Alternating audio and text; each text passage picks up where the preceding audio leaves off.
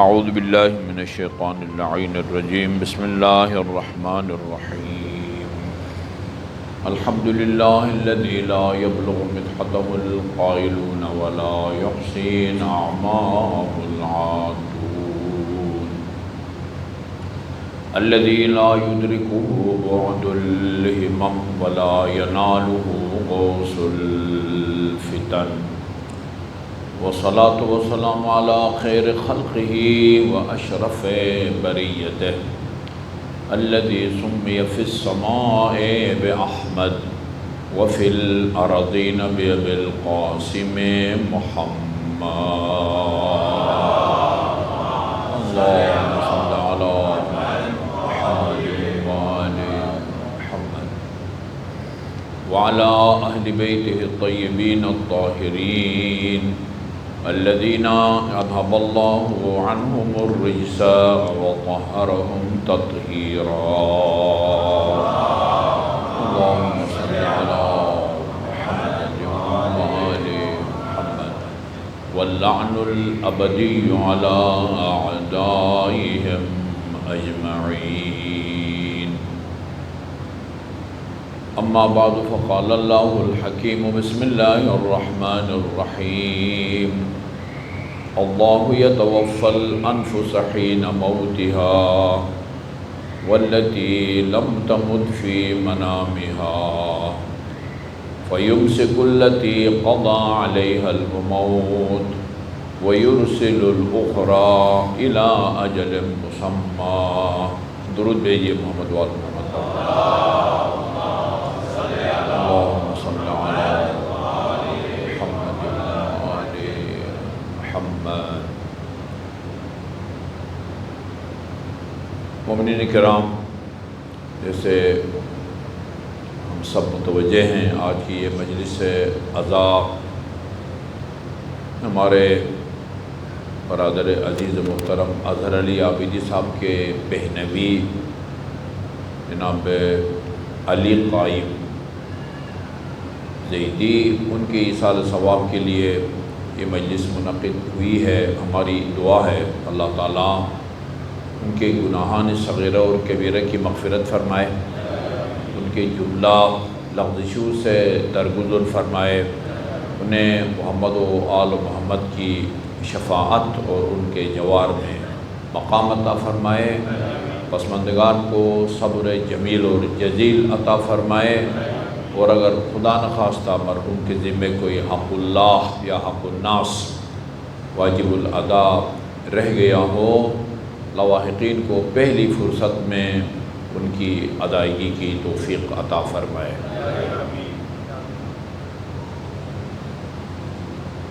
میں تقریباً ہر ایصال ثواب کی مجلس میں نے اپنے آپ کو پابند کیا ہوا ہے یہ 2-4 سال سے کہ یہ تمہیدی گفتگو ضرور کرتا ہوں کہ ہم اپنے مرحومین کی رحلت کے 3 دن یا 40ویں دن یا برسی کی مناسبت سے جو قرآن خوانی کا اہتمام کرتے ہیں، مجلس عزاء کا اہتمام کرتے ہیں، اور مجلس کے بعد حاضرین مجلس کو نیاز یا تبرک کے نام سے حسب توفیق کچھ نہ کچھ کھلاتے ہیں، اس کی افادیت کا کوئی انکار نہیں کر سکتا۔ قرآن خوانی کا ثواب اپنی جگہ ہے، مجلس عزاء جس میں اللہ تعالیٰ کی حمد و ثنا کی جاتی ہے، اہل بیت اطہار علیہم الصلاۃ والسلام کے فضائل اور مناقب بیان کیے جاتے ہیں، وعظ و نصیحت کی جاتی ہے، مصائب پڑھے جاتے ہیں، ان سب کا اجر اور ثواب ہم اپنے مرحوم یا مرحومہ کو ہدیہ کرتے ہیں، اور ہمارا عقیدہ ہے کہ اس کا ثواب اللہ تعالیٰ ان تک پہنچاتا ہے، اس میں کوئی شک نہیں ہے۔ مگر یہ سب کچھ ہماری طرف سے مرحوم یا مرحومہ کے لیے ہدیہ ہوا کرتا ہے، ہدیہ۔ اگر یہ کام آپ نہ کریں، یہ آج کی مجلس اگر نہ ہوتی یا چہلم کی مجلس نہ ہو، برسی کی مجلس نہ ہو، یا مجلس کے اختتام پر تبرک تقسیم نہ کریں۔ مجلس کے اختتام پر تبرک تقسیم کرتے ہیں، اطعام کرتے ہیں مومنین میں، اطعام اس کا ثواب ہے، اس کو ملتا ہے، مگر اگر یہ سارے کام نہ کریں تو اللہ تعالیٰ ہمارے مرحوم یا مرحومہ سے نہیں پوچھے گا کہ تمہارے لواحقین نے، تمہارے پسماندگان نے تمہاری ایصال ثواب کے لیے قرآن خوانی کیوں نہیں کرائی، وہ یا برسی کی چہلم کی مجلس کیوں نہیں کرائی۔ یہ ہماری طرف سے ایک ہدیہ ہے، بھیجیں گے تو مرحوم کو ملے گا، نہیں بھیجیں گے تو اس کے ثواب سے وہ محروم رہے گا، مگر وہ جواب دہ نہیں ہے اس کی طرف سے قرآن خوانی نہ کرانے، مجلس نہ کرانے یا نیاز یا تبرک کے تقسیم نہ کرنے کا، وہ جواب دہ نہیں ہے۔ کس چیز کا جواب دہ ہے مرحوم؟ ہمیں اس کی طرف توجہ دینا ہے اور سنجیدگی سے اس کی طرف توجہ دینا ہے۔ اللہ تعالیٰ کس چیز کے بارے میں پوچھے گا ہمارے مرحوم سے؟ ایک تو قبر میں عقائد کے بارے میں پوچھا جائے گا، قبر میں عقائد کے بارے میں پوچھا جائے گا۔ بہار الانوار کی جلد نمبر 75 میں ایک طولانی روایت ہے، اس کے مطابق امام زین العابدین علیہ الصلوۃ والسلام، اللہم صلی اللہ محمد وعلی محمد، ہر جمعہ کو خطبہ دیتے تھے، ایک خطبہ ہر جمعہ میں ضرور سناتے تھے، یعنی تکرار کرتے تھے، یہ نہیں کہ مختلف جمعوں میں مختلف جمعے، نہیں، اس خطبے کو تکرار کرتے تھے، اور اس قدر آپ نے اس کو تکرار کیا کہ لوگوں کو زبانی یاد ہو گیا وہ خطبہ، لکھتے تھے لوگ۔ اس میں آپ نے بتایا، اب تو روایت طولانی ہے، وہ میں نہیں سناتا آپ کو، صرف اتنا عرض کروں، اس میں آپ نے اس خطبے میں بتایا ہے کہ یہ جو نکیر اور منکر آ کے پوچھیں گے مرنے والے سے کہ من ربک، تیرا رب کون ہے، تیرا دین کیا ہے، تیرا قبلہ کیا ہے، تمہارا رسول کون ہے، تمہارا امام کون ہے، یہ نکیر اور منکر کے ان سوالات کا جواب کون دے پائے گا اور کون اس کا جواب نہیں دے پائے گا، اس کی زبان کام نہیں کرے گی۔ اس میں آپ نے 5 صفات کو بیان کیا ہے، یا بندے کے 5 اعمال کو بیان کیا ہے۔ جس بندے میں مرحوم یا مرحومہ میں یہ 5 خصوصیتیں ہوں گی، وہ جواب بھی دے گا اور فرشتے اس کو جنت کی بشارت بھی کریں گے۔ استقبلتہ الملائکہ، اللہ کے فرشتے اس کا استقبال کریں گے۔ وہ کون بندہ خدا ہے؟ اس میں آپ نے امام نے فرمایا ہے، تم یہ سمجھو کہ تیری روح تیرے جسد خاکی سے وہ نکل چکی ہے، اور تمہارے لواحقین نے تم کو وہ اس تنہائی کے قبر میں وہ رکھ دیا ہے اور اپنے اپنے گھروں کو چلے گئے ہیں، اور نکیر اور منکر قبر میں داخل ہو گئے ہیں، جس کو کہتے ہیں نا در آنا، نا ایک تو ہوتا نا کوئی اجازت لے کے آرام سے آنا، نہیں، نکیر اور فرشتے در آئے ہیں تمہارے قبر کے اندر، اور تم سے یہ سوالات کیے ہیں۔ اس قرآن کے بارے میں سوال کریں گے جس کی تم تلاوت کرتے تھے، اس دین کے بارے میں سوال کریں گے کہ جس دین پر تم قائم تھا، اسی طرح رسول، امام۔ اچھا، کون سوالات کا جواب دے گا؟ جس نے رٹا ہو اللہ ایک ہے، ہاں، پنجتن پاک ہیں، امام 12 اور معصوم۔ بہت اچھا لگتا ہے مجھے یہ ترانہ، بہت پیارا ترانہ ہے۔ یا رٹا ہو اللہ ربی، ہاں وہ ہے دین اسلام میرا دین ہے، قرآن میری کتاب ہے، کعبہ میرا قبلہ ہے، حضرت محمد مصطفیٰ صلی اللہ علیہ وآلہ وسلم یہ میرے نبی ہیں آخری، اور امیر المومنین سے لے کر امام زمان تک ایک ایک امام کا نام اور ولدیت بیان کر کے آخر میں ہاؤلاء ائمتی، یہ 12 میں میرے امام ہیں، بہم اتولا ومن اعدائہم اتبرؤ، میں ان سے محبت کرتا ہوں، میرے دل میں ان کی ولایت کا چراغ روشن ہے، ومن اعدائہم اتبرؤ فی الدنیا والآخرہ، اور ان کے دشمنوں سے میرا نہ دنیا میں کوئی تعلق ہے نہ آخرت میں کوئی تعلق ہے۔ کیا جس نے یہ دنیا کا میرا خیال میں واحد جو ہے نا وہ امتحان یا ٹیسٹ ہے کہ جس میں اعلان بتایا جا رہا ہے کہ یہ سوالات ہوں گے، ان کا تم نے یہ جواب دینا ہے۔ عجیب امتحان ہے اور ٹیسٹ ہے، یہ سوالات ہیں اور ان کا جواب تم نے دینا ہے۔ وہ میت کو آپ کا کیا خیال ہے، وہ سن رہا ہوتا ہے یا ایسی ڈرامہ رچا رہے ہوتے ہیں ہم؟ اے فلان بن فلان اسمع افہم، اسمع سنو، یہ سوال جواب جو ہے نا وہ ہم تمہیں نقل دے رہے ہیں، ان کو سنو اور سمجھو۔ وہ سنتا ہے تب ہم آپ کہتے ہیں اسمع، وہ سمجھتا ہے تب آپ کہتے ہیں وفہم، اور اس کو سمجھو۔ اس کے باوجود امام فرماتے ہیں کون جواب دے پائے گا؟ فَإِن كُنْتَ مُؤْمِنًا، پتھر پر لکیر ہے امام زین العابدین کا فرمان، یہ کوئی معمولی ایسی کسی سیاسی کا بیان نہیں ہے۔ فَإِن كُنْتَ مُؤْمِنًا، خدا کرے وہ 5 کے 5 مجھے یاد ہوں۔ فَإِن كُنْتَ مُؤْمِنًا، تو اگر مومن ہے، مرنے والا یا مرنے والی۔ اچھا، وہ روش اللہ تعالیٰ کی یہ ہے کہ قرآن میں نا عورتوں سے خطاب نہیں کرتا اللہ تعالیٰ۔ جہاں نماز کا حکم دیا ہے، روزے کا حکم دیا ہے، حج کا حکم دیا ہے، اکثر خطاب مردوں سے کرتا ہے، لیکن اس خطاب میں جو حکم لاگو ہوتا ہے شریعت کی طرف سے وہ مردوں کی طرح خواتین پر بھی ہوتا ہے۔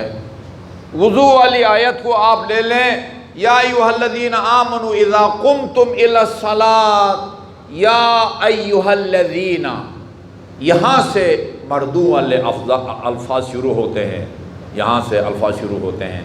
الذین مردوں کے لیے استعمال ہوتا ہے، بہت سارے مردوں کے لیے۔ عورتوں کے لیے اللاتی، اللواتی، یہ والے الفاظ استعمال ہوتے ہیں۔ سب سے پہلا لفظ جو مردوں کے لیے استعمال ہوا ہے الذین آمنو، یہ دوسرا لفظ ہے جو مردوں کے لیے ہے۔ عورتوں کے لیے آمنا ہوتا ہے، یا ایھا اللاتی آمنا، یہ نہیں استعمال ہوا، یا ایھا الذین آمنو۔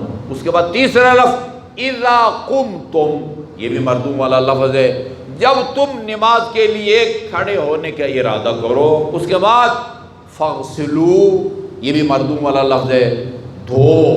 کس کو دھو؟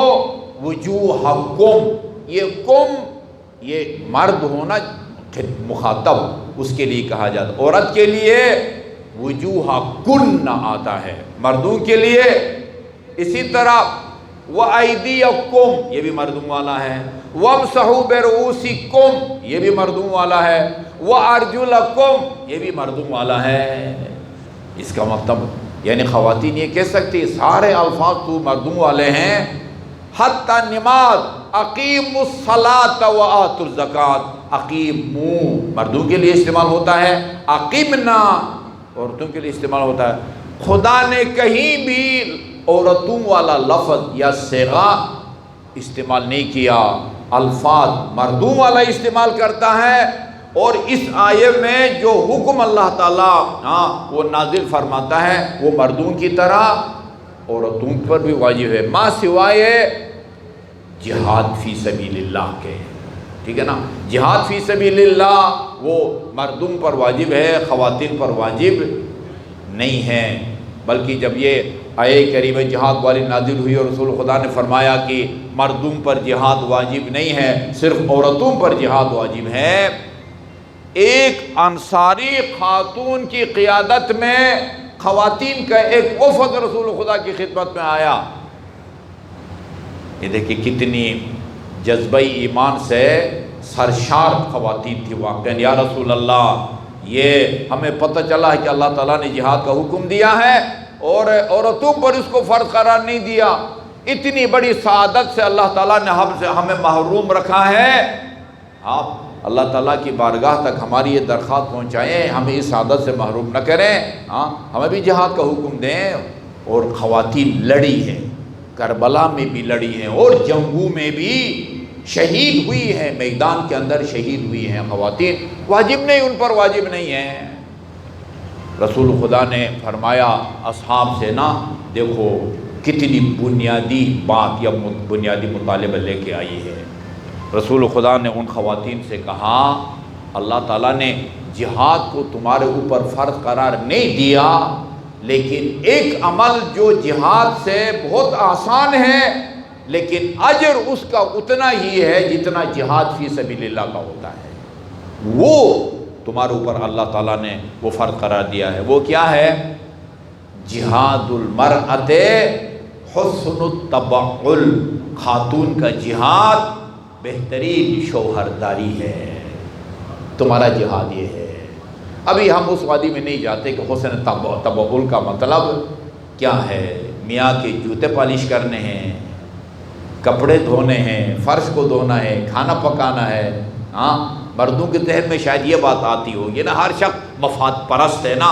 جہاد المرأۃ حسن التبعل، دو چیزیں فرض ہیں عورت پر، دو چیزیں، ازدواجی زندگی کے حوالے سے مرد سے تعاون کرنا ایک، دوسرا جو بوٹ پالش کرنے سے بھی زیادہ مشکل ہے، فرش دھونے اور کھانا پکانے اور آٹا گوندھ کے چپاتی پکانے سے بھی زیادہ مشکل ہے، وہ کیا ہے؟ شوہر کا احترام۔ یہ بہت مشکل کام ہے، شوہر کا احترام۔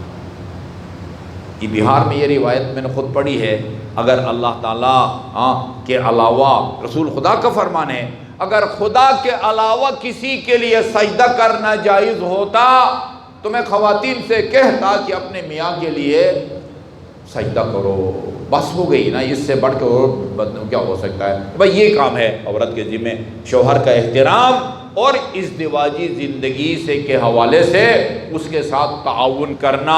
ہاں یہ کام اگر کرو گی تو تمہیں ثواب ملے گا، نہیں کرو گی تو پابند نہیں ہے۔ وہ بعض اوقات شادی حالوں میں یا گھروں میں جب وہ نکاح ہوتا ہے اور بعض ہمارے وہ نظریاتی جو ہے نا وہ ساتھی کہتے ہیں کہ آقا آج کوئی درس ہونا چاہیے، وہاں اس طرح کی باتیں کر کے ایک بات میں کرتا ہوں، خاتون چاہے کتنے بڑے گھرانے سے ہو، وہ پڑھے لکھے گھرانے سے ہو اور پتہ نہیں کھاتے پیتے گھرانے سے ہو، وہ خاتون جنت سے بڑھ کے نہیں ہے۔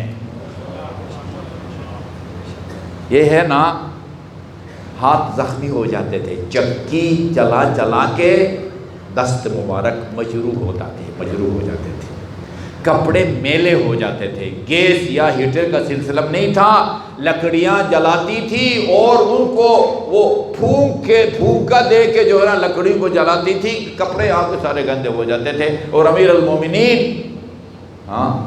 وہ بیٹھ کے خاتون جنت کے ساتھ دال صاف کرتے تھے، دال یہ باہمی تعاون الگ بات ہے لیکن خاتون کا فرض نہیں ہے۔ اچھا جی، میں جو ہے نا غیر ارادی طور پر وہ بہت دور نکل گیا۔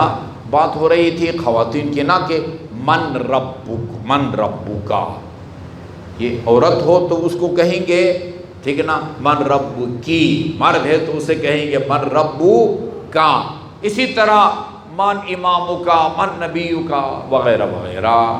کون سوالات کا جواب دے پائے گا؟ فَإِن كُنْتَ مُؤْمِنًا، بہار الانوار کی جلد نمبر 75 کے اندر یہ موجود ہے۔ فَإِن كُنْتَ مُؤْمِنًا، غالباً جلد نمبر 5 میں بھی ہے۔ فَإِن كُنْتَ مُؤْمِنًا، تو اگر مومن ہے، پہلی شرط، ٹھیک ہے جی۔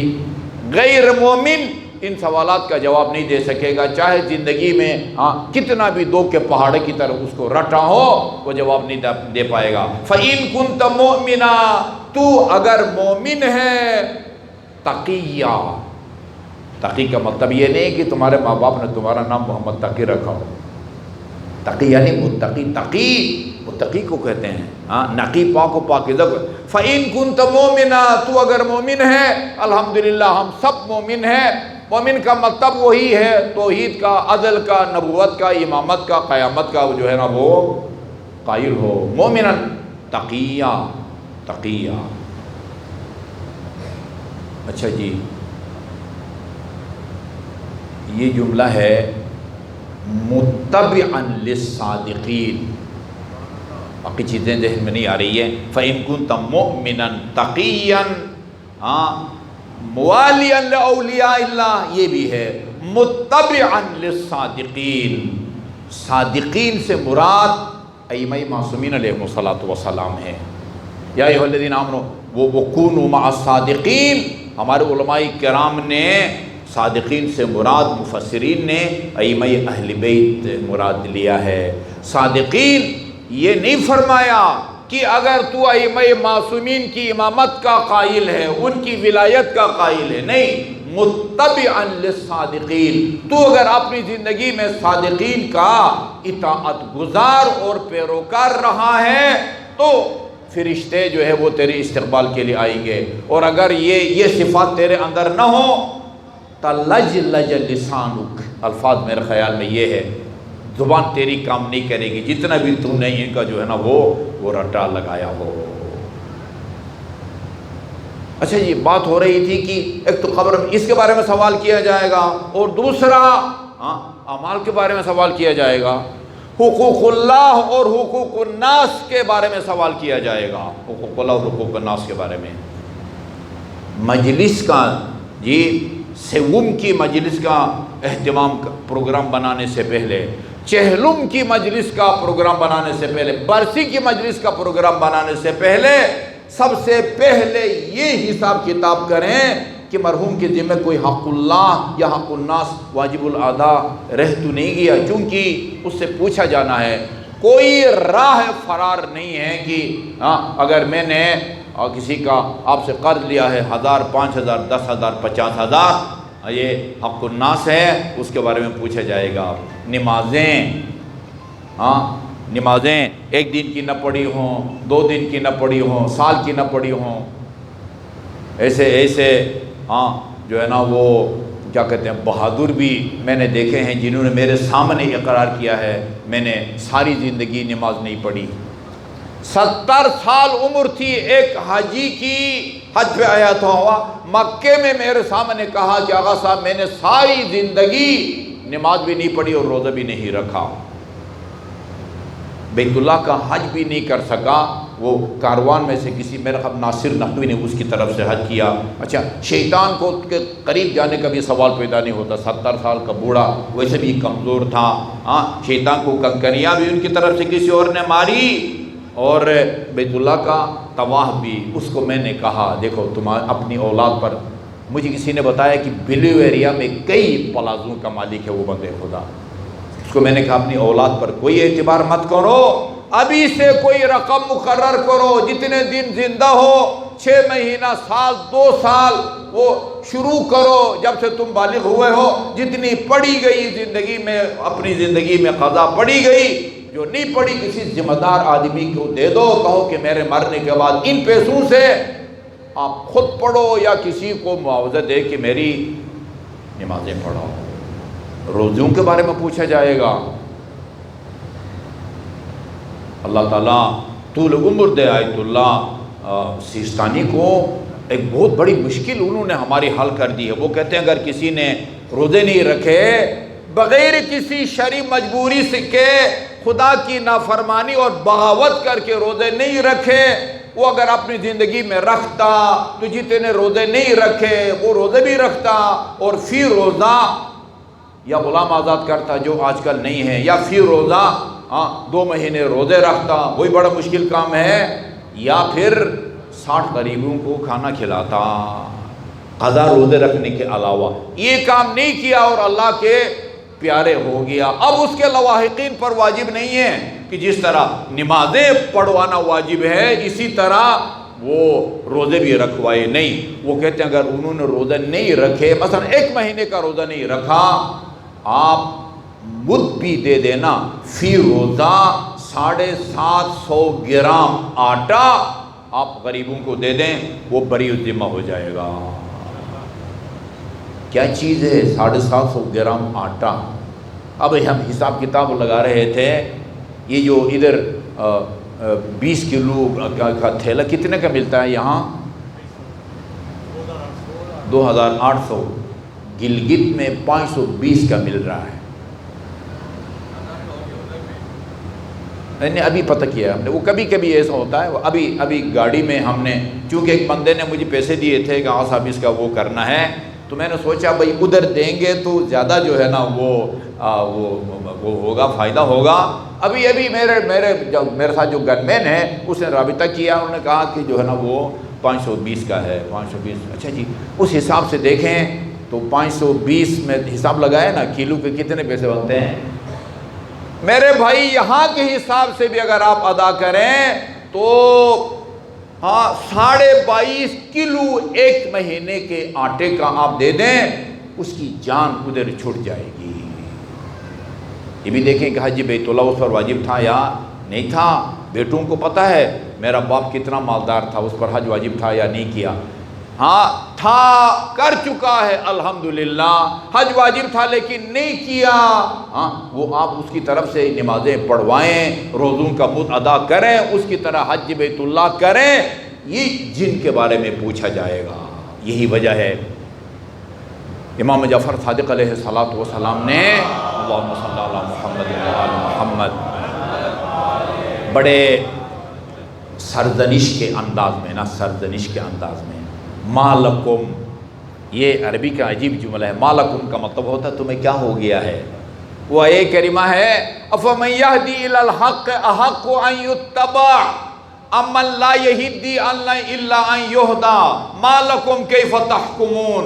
کیا وہ آدمی یا وہ ہستی وہ پیشوا بننے کے زیادہ حق رکھتا ہے جو تمہیں حق کا راستہ دکھاتا ہے، یا وہ جو خود ہدایت کا محتاج ہے؟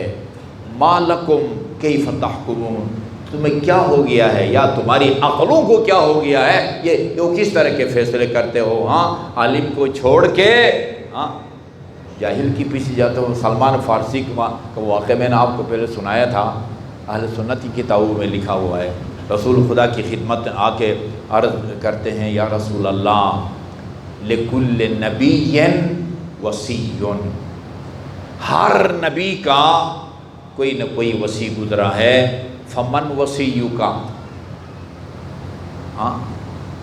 اللہ یقیناً ائمہ معصومین کی جوار میں ہے، اہل بیت کی جوار میں ہے، چونکہ کہہ دیا ہے سلمان منا اہل بیت، یقیناً اہل بیت کے جوار میں ہوں گے۔ ایک معرکۃ الآراء اور سب سے بڑے اختلافی مسئلے کا حل رسول خدا کی زبان مبارک سے انہوں نے بیان وہ کروا دیا ہے۔ اب کوئی عمل نہیں کرتا، اس کی مرضی ہے۔ فمن وصیو کا عرض کرتے ہیں فسکتا، اس وقت رسول خدا نے مجھے کوئی جواب نہیں دیا کہ میرے بعد میرا وصی کون ہوگا۔ فلما رآنی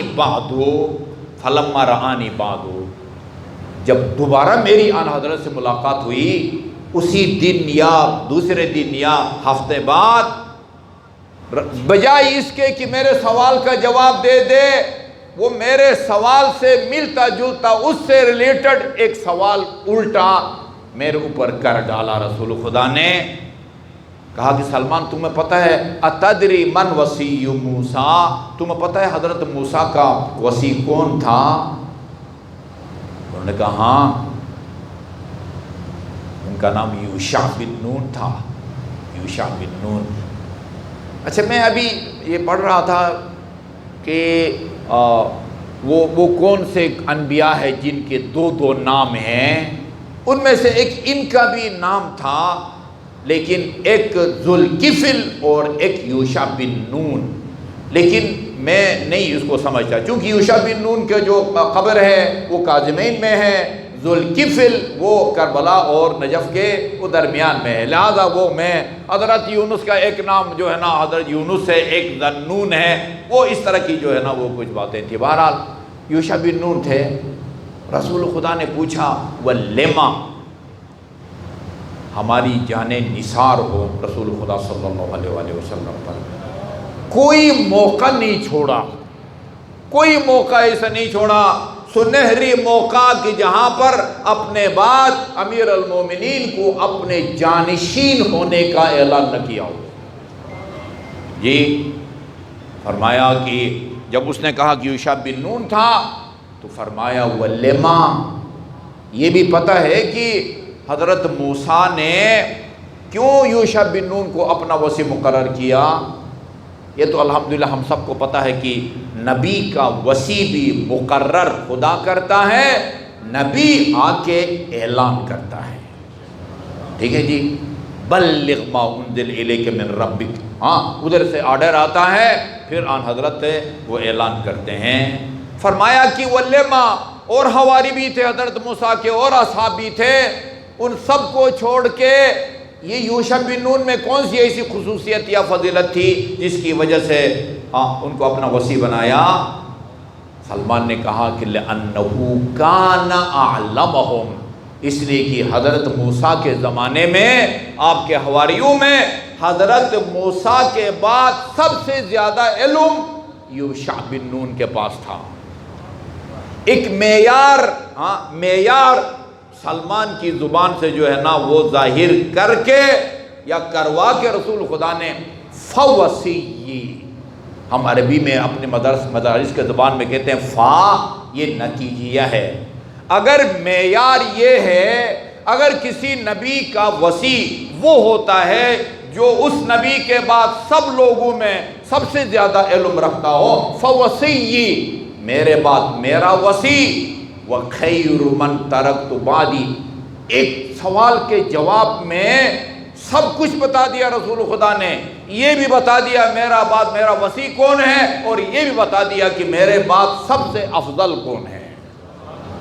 وصی میرا وصی، وَخَيْرُ مَنْ تَرَكْتُ بَعْدِي، اور وہ کہ میں جس کو سب سے افضل کے طور پر اس دنیا میں چھوڑ کے جا رہا ہوں، الذی یقضی دینی، وہ جو میرے قرض بھی اتارے گا، ویؤدی امانتی، امانتوں کو بھی ان کے مالکان تک پہنچائے گا، علی بن ابی طالب علیہ السلام۔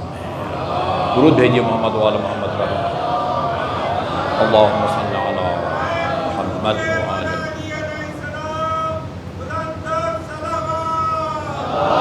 اللہم صلی اللہ۔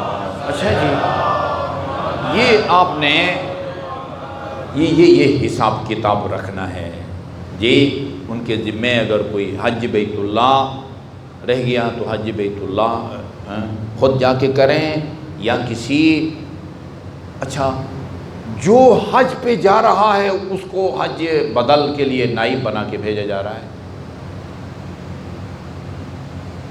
مسجد شجرہ میں ہم نیت کرواتے ہیں، احرام کی نیت، اور میں کہتا ہوں پہلے وہ مومنین تیار رہیں جو اپنا حج کر رہے ہیں، ان سے نیت کرواتے ہیں، پھر وہ مومنین جو کسی کی نیابت میں آئے حج بدل کر رہے ہیں ان کے الگ 20 سے 25 بندے تھے، خواتین مرد ملا کے، جو حج بدل کر رہے تھے۔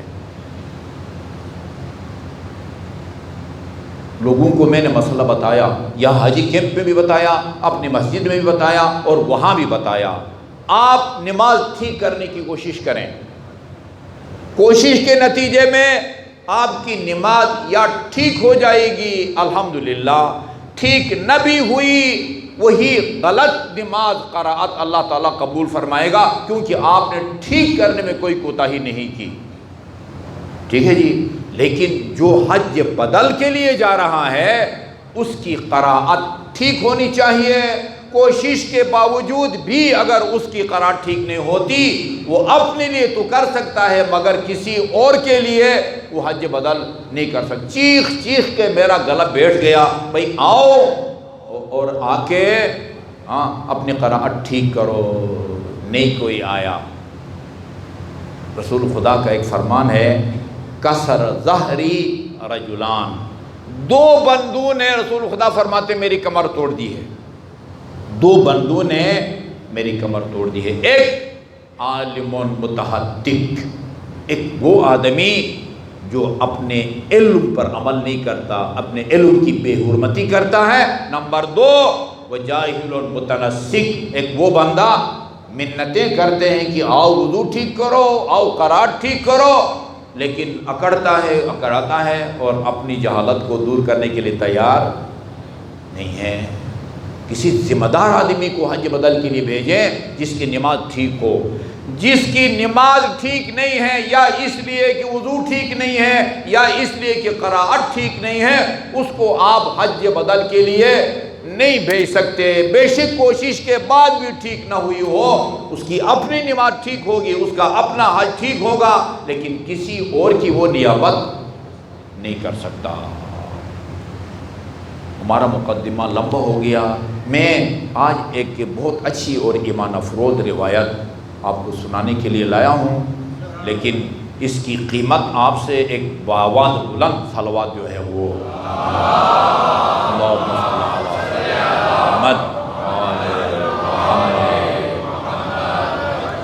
یہ بہار الانوار کی جلد نمبر 27 ہے اور صفحہ نمبر 128، جلد 127 اور صفحہ نمبر جلد نمبر 27، 110 تو کل جلدیں ہیں، جلد نمبر 27 صفحہ نمبر 128۔ اچھا، اس کے اندر یہ سلمان فارسی سے تک یہ سلسلہ پہنچتا ہے۔ سلمان فارسی کہتے ہیں کننا عند رسول اللہ صلی اللہ علیہ وآلہ وسلم، ہم رسول خدا صلی اللہ علیہ وسلم کو بیٹھے ہوئے تھے، اذ جاء اعرابی من بنی عامر۔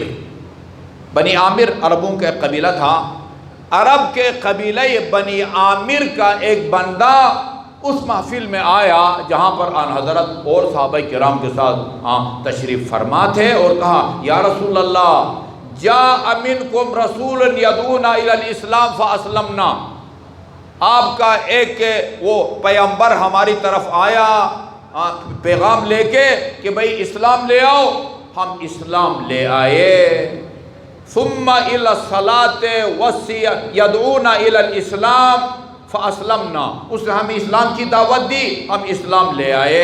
اچھا جی، اس کے بعد پھر نماز کی دعوت دی اور ہم نے نماز پڑھی، روزے کی دعوت دی، روزہ رکھا، جہاد فی سبیل اللہ، فرأیناہ حسنا، یہ سب ہم کو اچھا لہا۔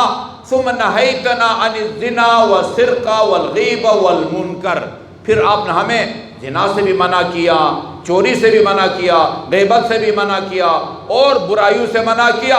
فانتہینا، ہم باز آئے، نہیں کے نتیجے میں فانتہینا، ہم نے ان حرام کاموں کو ترک کیا۔ فقال لنا رسولک، اور آخر میں آپ کا رسول جو آپ کا وہ کیا کہتے ہیں نامبر ہے یا پیغام لے کے آنے والا، اس نے ایک اور چیز جو ہے نا وہ ہمارے ذمہ لگا دی ہے اور کہا کہ یجب علینا، یہ فقال لنا رسولک علینا ان نحب سحرک علی ابن ابی طالب، ایک نیا آرڈر آ گیا ہے کہ جو آپ کا داماد علی ہے اس سے بھی محبت کریں۔ یہ کیا معاملہ ہے؟ اس کا عبادات سے کیا تعلق ہے؟ فما السر فی ذالک، اس میں کیا راز ہے؟ لا الہ الا اللہ محمد رسول اللہ، نمازیں بھی پڑھی، روزے بھی رکھی، زکوٰۃ بھی ادا کی، حج بیت اللہ بھی کیا، جہاد فی سبیل اللہ بھی کیا، اس کا اسلام سے کیا عمل دخل ہے، کیا تعلق ہے علی کی محبت کا؟ دیا وَمَا نَرَاهُ عبادہ، اس کو ہم کوئی عبادت نہیں سمجھتے۔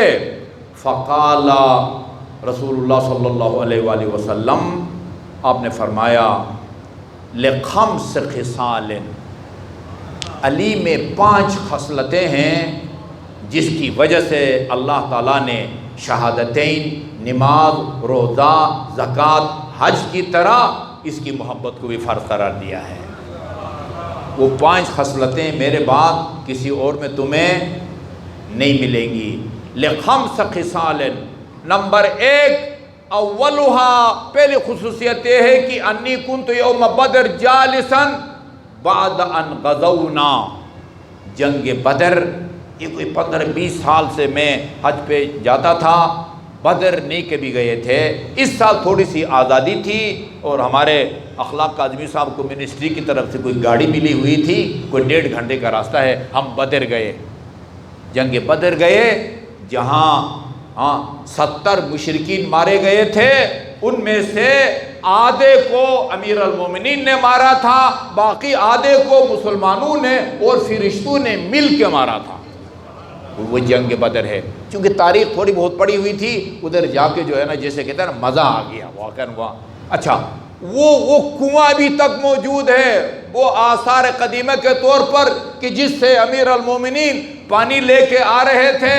ایک مرتبہ جبرائیل امین، دوسری مرتبہ پتنی وہ میکائیل، اور تیسری دفعہ اسرائیل 1000 فرشتوں کو ساتھ لے کے علی کے لیے سلام کرنے آئے تھے۔ دیر ہو گئی تھی نا۔ اچھا جی، ابھی وہ آپ کو سارے فضائل سنانا مقصد نہیں ہے۔ کہا کہ بدر میں ہم بیٹھے ہوئے تھے، بعد ان غزونا، جنگ سے ہم فارغ ہو گئے تھے، فائر بندی ہو گئی تھی، یا دشمن جو ہے وہ شکست کھا گیا تھا۔ تو اذ ہبط جبرائیل، اتنے میں جبرائیل امیر نازل ہوا اور کہا ان اللہ یقرئک السلام۔ جبرائیل نے آ کے مجھ سے کہا کہ اللہ تعالیٰ آپ کو سلام کہتا ہے، وَيَقُولُ، اور یہ اللہ تعالیٰ یہ کہتا ہے بَاهَيْتُ الْيَوْمَ بِعَلِيِّ الْمَلَائِكَةِ، آج فرشتوں میں علی کی وجہ سے خدا فرماتا ہے میں فخر مباحات کر رہا ہوں۔ فرشتوں میں اللہ تعالیٰ کہتا ہے کہ میں علی کی وجہ سے فخر کر رہا ہوں۔ وَهُوَ يَجُولُ بَيْنَ الصُّفُوفِ وَيَقُولُ اللَّهُ اکبر۔ کس موقع پر اللہ تعالیٰ فخر کر رہا ہے؟ جب دشمن کے صفوں میں بیٹھ کے علی ٹہلتا ہے اور نعرہ تکبیر اپنی زبان سے بلند کرتا ہے جی، اور اللہ کے فرشتے بھی علی کے ساتھ ساتھ نعرہ تکبیر کا نعرہ بلند کر رہے ہیں۔ جی ہاں، درود بھیجیے ذرا محمد وال محمد پر۔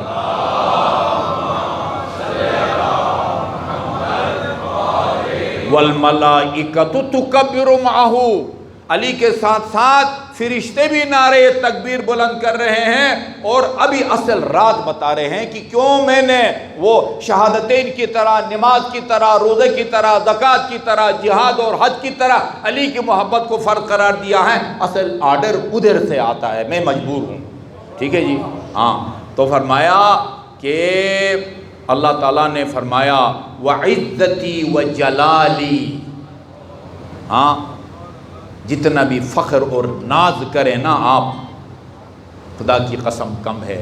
ہاں اچھا، فرمایا کہ اللہ تعالیٰ نے قسم کھائی ہے کہ وَعِزَّتِي وَجَلَالِي، خدا فرماتے مجھے اپنی عزت و جلال کی قسم، یا بعض روایات میں آلیت نفسی علی نفسی، میں نے اپنی ذات کی قسم کھا کے اپنے آپ کو پابند کر دیا ہے کہ میں اس آدمی کے دل میں علی کی محبت کی جگہ رکھوں گا جس سے میں خدا محبت کروں گا۔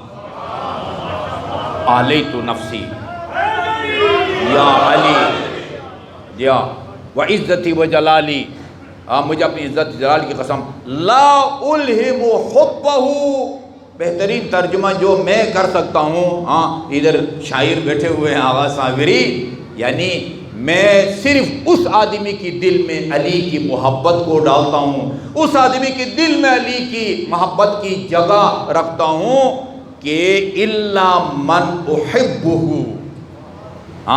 جس سے میں محبت کرتا ہوں۔ بس ایک جملہ عرض کروں، محب علی ہونا محبوب الہی ہونے کی نشانی ہے۔ جو علی کی محب ہوتا ہے وہ پہلے خدا کا محبوب ہوتا ہے، جو خدا کا محبوب ہوتا ہے اللہ اس کو علی سے محبت کی توفیق دیتا ہے، اور وہ مبغوض الہی ہے، قابل نفرت ہے خدا کے لیے وہ بندہ جس کے دل میں علی کی محبت یا نہیں ہوتی۔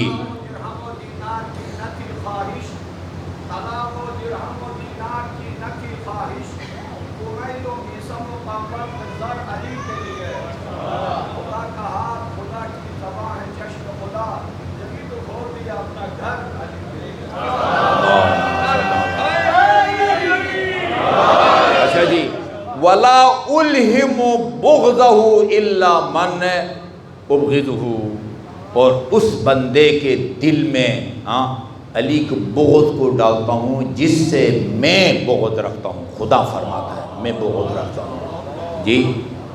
اچھا جی، میرے خیال میں شاید میں 5 کے 5 بیان نہ کر سکوں، دوسرا بھی بیان کر دیتا ہوں بس آپ کی اجازت سے۔ بآواز بلند درود بھیجیے، اللہم صلی علی محمد و آل محمد۔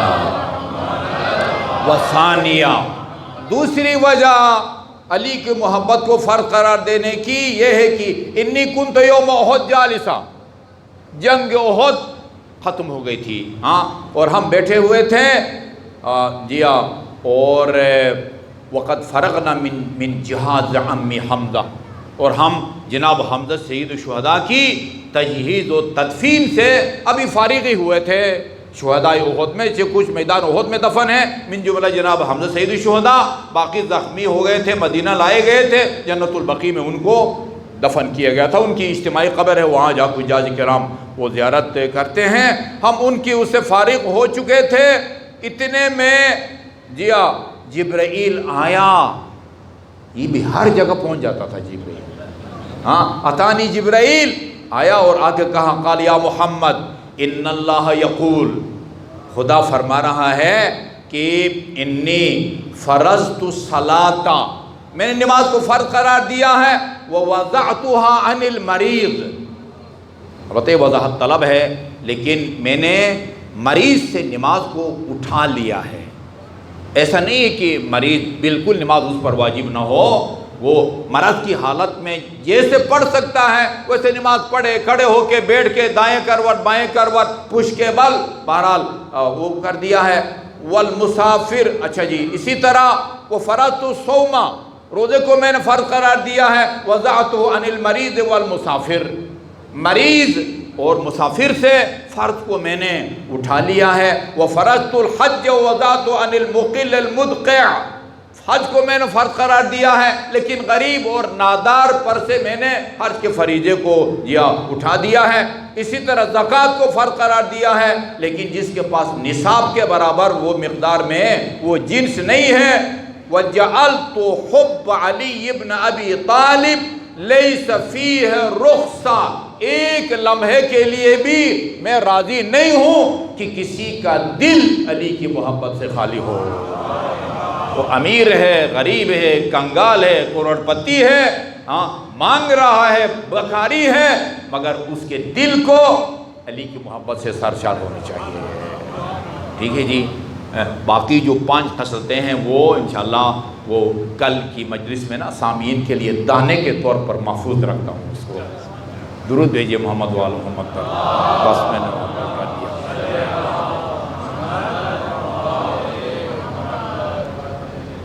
ایصال ثواب کی مجلس بھی ہے، اپنے مرحومین کو یاد کرنے کی نا، اور اس کو آپ مصائب کا مقدمہ بھی سمجھیں، تمہید۔ شیخ محسن علی اللہ ان کو صحت و طول عمر دے، راوی زندہ ہے، وہ خود سناتے ہیں، انہوں نے خود مجھے سنایا ہے۔ میں جب نجف سے واپس اسلام آباد آیا، جب میں اہل بیت کی تاسیس کی کوشش شروع کر دی، چند مہینوں کے بعد وہ سکردو گئے، اپنے آبائی علاقہ، ان کے والدین ان کی عدم موجودگی میں فوت ہو گئے تھے۔ کھرمن کا علاقہ، وہ میں قبرستان گیا وہ فاتحہ خوانی کے لیے، وہ جب مرحوم کم وقفے سے جب ان کی وفات ہوتی ہے نا، وہ قبروں میں فاصلہ بھی کم ہوتا ہے، فاصلہ زیادہ ہو، عام طور پر فاصلہ قبر میں زیادہ ہوتا ہے، تو وہ والد کی قبر، والدہ کی قبر میں فاصلہ زیادہ تھا۔ میں والد کی قبر پر گیا، فاتحہ خوانی کی، لیکن والدہ کی قبر پر نہیں کیا، دور سے فاتحہ پڑھ کے سکردو واپس آیا۔ بائیر اسلام آباد پھر کراچی چلے گئے، جہاں ان کی ہمشیرہ رہتی تھی۔ ہمشیرہ سے ملاقات کے بعد، خیریت دریافت کرنے کے بعد، سب سے پہلے ہمشیرہ نے پوچھا کہ بھائی جان، آپ جب قبرستان جاتے ہیں تو والدہ کی قبر پر نہیں جاتے؟ تو میں چونک گیا، کیا ہوا؟ کہا کہ ابھی کل رات والدہ خواب میں آئی ہیں اور انہوں نے یہ گیلہ کیا ہے، محسن قبرستان پر آیا، باپ کی قبر پر گیا لیکن میری قبر پر نہیں آیا۔ ہم لوگ نا، ہماری یہ روح جب تک قفس عنصری کے اندر ہوتی ہے، وہ یہ اتنی وہ کمزور ہوتی ہے، اس کا دائرہ کار جی ہاں وہ تنگ ہوتا ہے۔ یہ روح جب یہاں سے پرواز کر جاتی ہے، پھر وہ طاقتور ہو جاتی ہے۔ ہمارے مرحومین کو ہمارے اعمال کے بارے میں خبر ہے، ہمارے خبر ہے۔ ائمہ معصومین اپنی زندگی میں بھی ان سے وہ حقائق پوشیدہ نہیں ہے، اس در و دیوار کے پیچھے کیا ہو رہا ہے وہ ان سے پوشیدہ نہیں ہے۔ اور خصوصاً امام زمان اجل اللہ تعالی فرجہ شریف، احتجاج طبرسی کی عبارت ہے لا یعذب عنی من انبائکم شیء، تم مغرب میں ہو یا مشرق میں ہو، تمہاری کوئی خبر مجھ سے پوشیدہ نہیں ہے۔ تم کیا کر رہے ہو وہ بھی مجھ سے پوشیدہ نہیں ہے، تم کیا بات کر رہے ہو وہ بھی مجھ سے پوشیدہ نہیں ہے۔ کہنا یہ چاہتا ہوں کہ یہ جو مصائب آپ سنتے ہیں نا، روز عاشور کے یا شام غریبان کے یا کربلا سے لے کر کوفہ اور شام کے بازاروں اور درباروں اور زندانوں کے مصائب، جن کو سن کے آپ روتے ہیں، اور میں نے کئی مجالس کو سامعین میں سے بعض کو بے ہوش ہوتے ہوئے دیکھا ہے، پڑھنے والے کو بے ہوش ہوتے ہوئے دیکھا ہے، جن مصائب کو آپ سن کے بے ہوش ہوتے ہیں نا، ان مصائب، دل خراش مصائب کو رسول اور علی اور بطول نے اپنی آنکھوں سے دیکھا ہے۔